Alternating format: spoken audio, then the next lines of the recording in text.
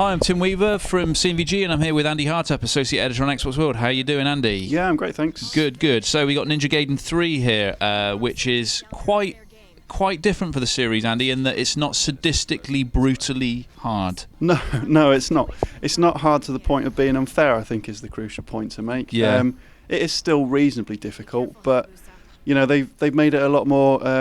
And it's that horrible word that everyone will cry about. Accessible. Yeah, they've made it accessible. Yeah, well, I mean, we popped your review up on CNVG on Monday, and the comments were interesting. Some people were really down on the fact that it was in quote unquote more accessible, and some people were really pleased that it was accessible. So I don't really know. I guess it just proves you can't please all the people all the time. But I mean, does it make, in your opinion, it makes the game stronger for being more accessible?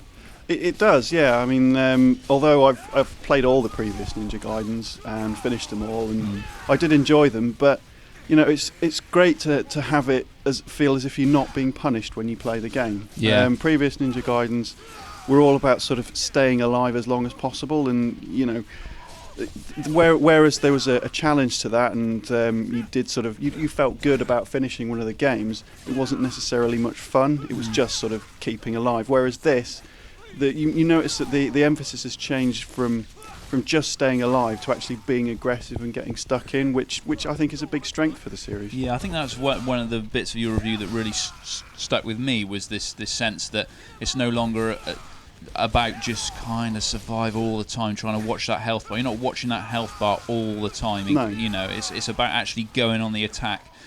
But ironically, it's not as bloody now, is it? Or is it? I mean, you're not chopping off limbs and stuff anymore, are you? You're not chopping off limbs, but there is an awful lot of blood. I mean, if you start sort of chaining together the annihilation moves and all the steel on bone attacks, which is where you see it when it pops up with a little quick time prompt, and you basically carve your blade through another man. It feels good, like when you're carving up a bunch of people, and you will see an awful lot of blood on it. So okay, so the blood's still intact. Okay. Yeah. I don't think you'd be disappointed if you came looking for violence. Yeah. So looking at this footage, it looks like it's pretty varied environments. In your review, you've talked about how the story is basically just an excuse to chuck lots and lots of different disparate stuff. Yeah. The story's absolute nonsense. I mean, I struggle to remember it even now. It's something to do with the end of the world.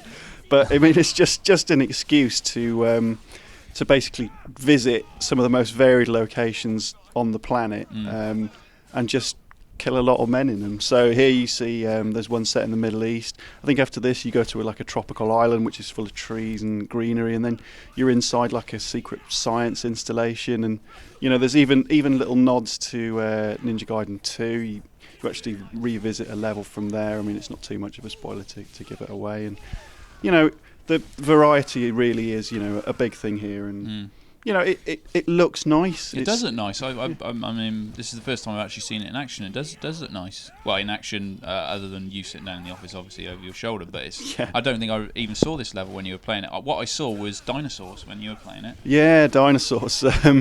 Yeah, I don't want to give too much away, but it is a boss, a dinosaur. Again, like the plot is basically. It's so absurd. It's just there to sort of to justify the existence of some of the bosses they've cooked up. Yeah. So you're in a bioengineering lab. Oh, great! That means I can put a dinosaur in the game. Yeah. Brilliant.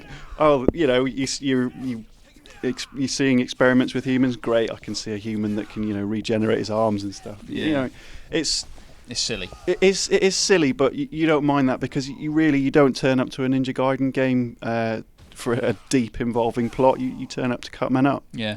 So tell us a bit about the multiplayer. New multiplayer modes. You're not convinced they work. In fact, I think in your review you called them a bit of a misstep. Yeah, they are hugely. I mean, I think the problem is Ninja Gaiden has realised that it needs to be more accessible, or it's going to sort of die in obscurity. Because let's face it, the one thing that Ninja Gaiden is known for is being incredibly hard and incredibly hardcore. So what they've done is they've made the single player a lot more accessible. They've made a great success of that. But what they've also done, which is a misstep, is tried to include a multiplayer mode to please everyone. You know, it's someone's told them, hey, you know, most first-person shooters now, they've got a multiplayer mode, they've got a horde mode, they've got a single player. And you know, it just wasn't necessary for Ninja Gaiden, and unfortunately, it doesn't work particularly well. So tell us a bit about it.